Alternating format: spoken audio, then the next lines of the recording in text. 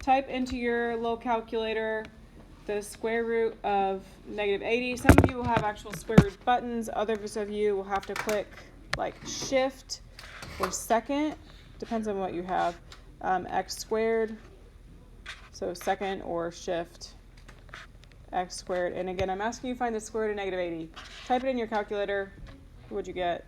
So if you have, usually you would say no solution. But we're not going to do that because we have this imaginary unit, I.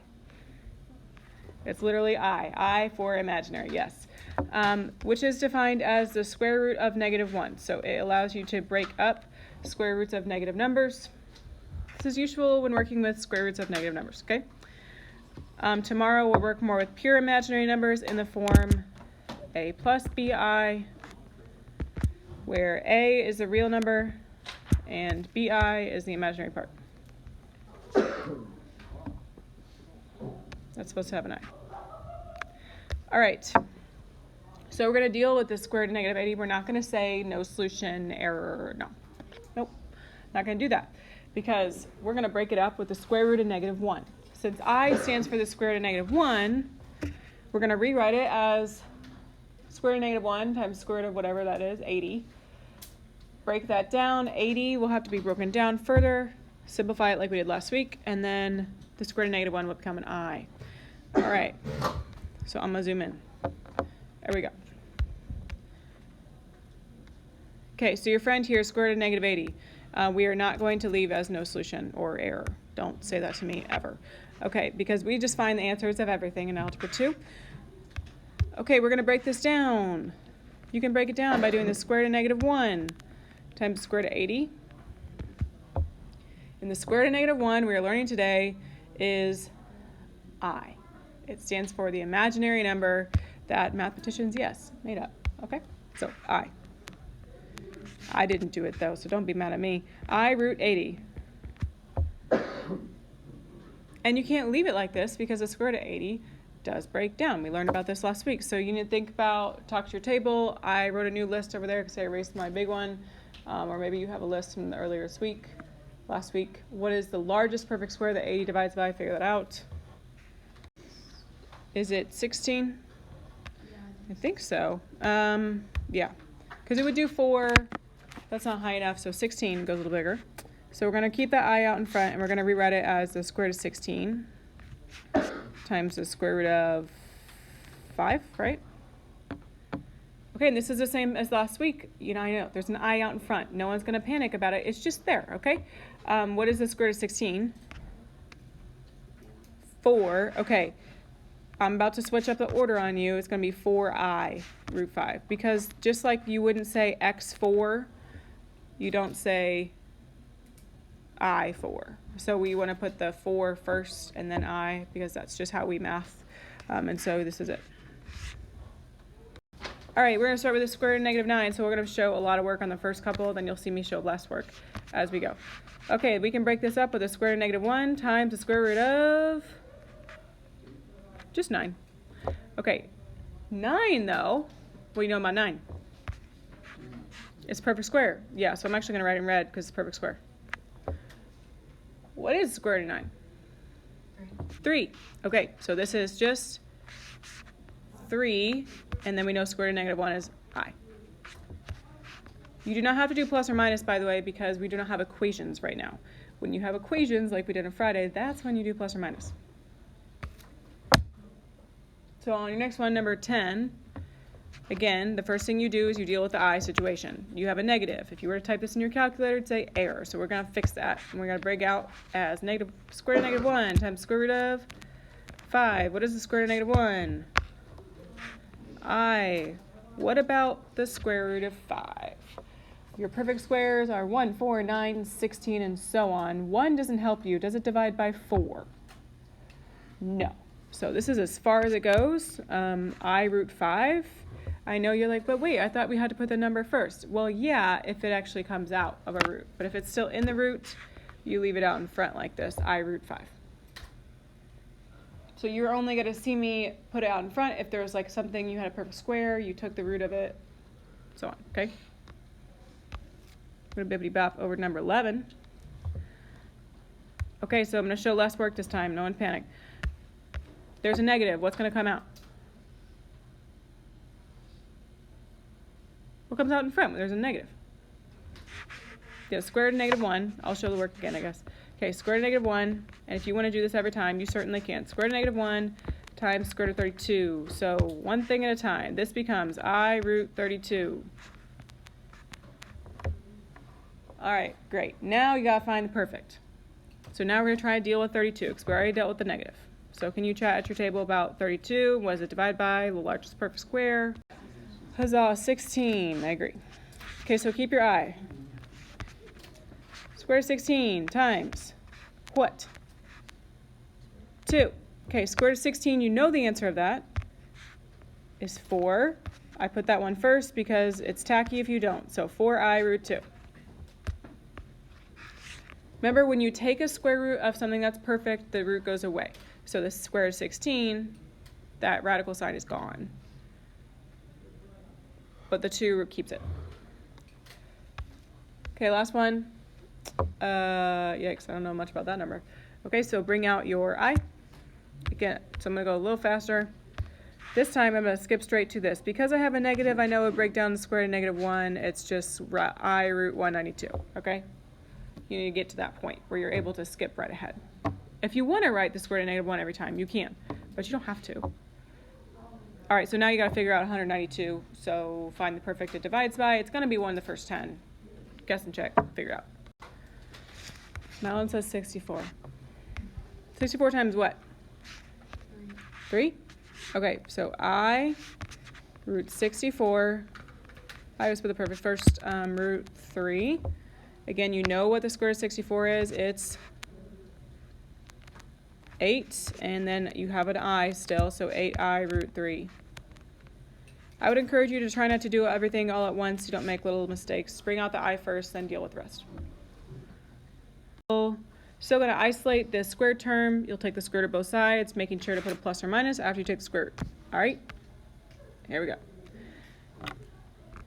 Okay, so we're starting with number 13. The first thing I do is subtract 15. Okay, so subtract 15. And I'm going to draw a line here. 4x squared equals negative 24. Because you're at negative 9, you go down 15 more. Okay, remember, like we talked about last week, you're trying to get the squared term alone. You cannot take the square root right now. You need to get the x squared alone first. And so divide by 4. You get x squared equals negative 6. Now you take the square root of both sides. What do you need to do right away when you take the square root? Do you remember? Plus or minus? Plus or minus. So as soon as you take a plus or minus, or as soon as you take a square root, please write the plus or minus right away so you don't forget it. Remember, whenever you have a squared and a square root, they cancel each other out. So the square is gone now. You're just left with x. And now it's plus or minus square root of negative 6. I'm not going to try and simplify this all in one step. Okay, when you have a square root of a negative, you bring out an I. So plus or minus I root 6. And then you need to look at 6 and see if 6 is either perfect or can be broken up. And no, it cannot. So this is your answer. Plus or minus I root 6. All right, can you go ahead and isolate the next one? So get x squared alone. Think about it. What do you need to do to get x squared alone? I need to divide by 2. Okay, so I get x squared equals negative 20. Okay, now we take the square root of both sides because that's isolated. And you need to right away plus or minus, so you're not a fool, and forget it. And we're just going to write square root of negative 20 for now, and then we'll figure it out as we go. When I have a negative, I bring out I, so I would do that right away. Just deal with one thing at a time, please. Don't try and do it all at once, because then you're going to make dumb mistakes and I'll be sad. Okay. Now you're going to break up the square root of 20. So figure that out. 20 divides by some perfect square. What is it? I could give it 4. Okay, so you're going to break it up as plus or minus. You still got the I. You're going to break it up as the square root of 4 times the square root of 5. You have to take the square root of 4. It gets you 2.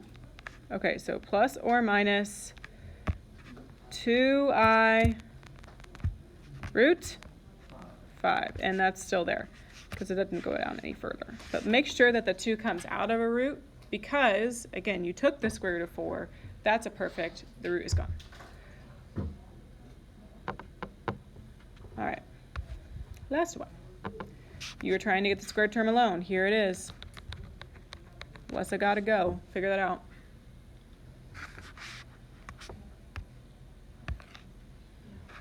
Seven. Okay, so you subtract your 7, and now we've got x minus 4, the quantity squared, equals negative 7. Okay, you are not going to add 4 right now, remember? Because the squared term is this. It's this whole parentheses. You can't, like, get rid of the 4 out of that. So now you're taking the square root here, just like you wouldn't take things out of absolute value bars. It's the same kind of situation. So now you take the square root. And let's see if you can kind of do it from here, because we did this last week. X minus 4 and then is equal to plus or minus square root of negative 7. Can you see if you can do the next step? So keep your x minus 4. What would become over here?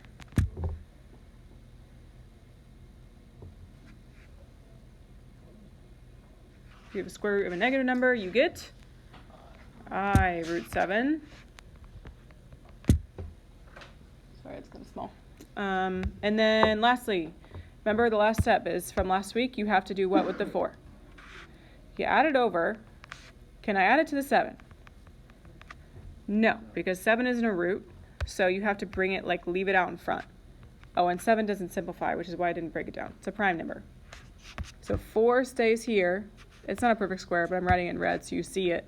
Plus or minus I root 7. Okay, make sure the 4 stays out in front. You can't add it and get like square root of 13. 7's in a root. 4 is not. They're not like terms. Quick chat about these powers of I at the bottom of the page. Okay, I, the first power you know is the square root of negative 1, which we call I. When I have I to the second power, it is the square root of negative 1, which is I, squared. What happens to square roots and square roots? Cancel out. Okay, so I the first is I to the second is negative 1. Okay, so now we're going to use that to help us here. I to the third power is, I can break this down because when you multiply, you add exponents. That's I squared times I the first. This 2 plus 1 is 3, okay? I squared we know is negative 1. I the first is I.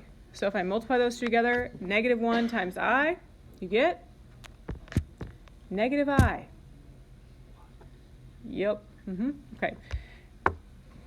And then I to the fourth power is I squared times I squared, because 2 plus 2 is 4.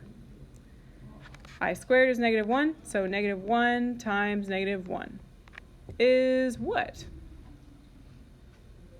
Positive 1. Okay, so this gets me to the powers of I clock, okay? It's like the wheels of I, which is what you see I've written over there on the whiteboard. You can add it to your notes, though, if you want. I don't know how much room you got at the bottom of the page. I do this usually. Okay, so you got 4 I's. I to the first power is just I. I to the second power is negative 1. I to the third is negative I. I to the fourth is positive 1. This goes around and around again and again and again. Okay? So if you have a bigger number, it's just going to go around the circle, okay? Like I to the 5th power would be the same thing as I to the 1st, because you get past 4 and it just goes here again. So here's what's going to happen. If I have I to the 5th, that is I to the 4th. 4 plus 1 is 5, so times I to the 1st. We know I to the 1st is just 1. And I to the 4th is 1, and I to the 1st is I. So I to the 5th is I. Wow, because it goes around the circle, okay? So you're at I to the 4th, you go 1 more, you're just here. I know this is really strange. I to the 6th, if you're at I to the 4th, you would then go, how many more? 2. So again, I to the 4th is 1, and I squared we know is -1. So if I'm at I to the 4th and I go boop, boop, 2 more, I to the 6th is the same thing as this, -1. I know this is strange. Okay, and then I to the 7th is I to the 4th, plus 3 more. So again, that would just be +1 times what we know to the 3rd power is -I. So if I'm at 4 and I go 3 more, 1, 2, 3, I to the 7th is the same thing as I to the 3rd. So -I. Notice how they match. Do you see this? Okay, and then lastly, I to the 4th. This would be I to the 4th times I to the 4th, because 4 plus 4 is 8. So it's just the same thing again. So 1 times 1, you get 1. Because again, if you're at 4 and you go 4 more, 1, 2, 3, 4, you've just cycled back to where you were. So what you're using is multiples of 4, okay? So if I have I to the 15th power, we break that down with multiples of 4. So you're going to divide by 4. Think about a multiple. What's the largest multiple of 4 that fits into 15? Or you could think, okay, I know if I divide 15 by 4, it would go in evenly how many times? 3. So that would get me I to the 12th. Are you with me? Because that's the closest multiple of 4. With how many left over? 3. This, I to the 12th, is just a multiple of 4. So he's just 1.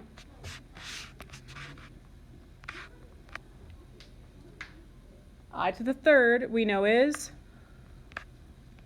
-I. Well, if I multiply these two things, then this thing doesn't make a dang difference. And so I just get -I. So what you're paying attention to is like, okay, since I to the 4th power, anything in a multiple of that is just going to be 1. I figure out how many is left over. I know this is super weird, but you're just going around a circle, okay? So what this is saying is you would go around 3 times and then plus 3 more to get to 15.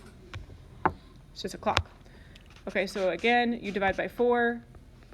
The largest multiple of 4, let's see, 62 divided by 4 would get me 15.5. So if I do 4 times 15, I know that the largest multiple of 4 that fits in this is 60. So with how many left over? Dos. Yeah. Okay, because I to the 60th power is just the same thing as I to the 4th. It's just 1. So again, it doesn't make a bit of difference. What's I squared? Look at the little thing. I squared is -1. So this thing doesn't do anything for you.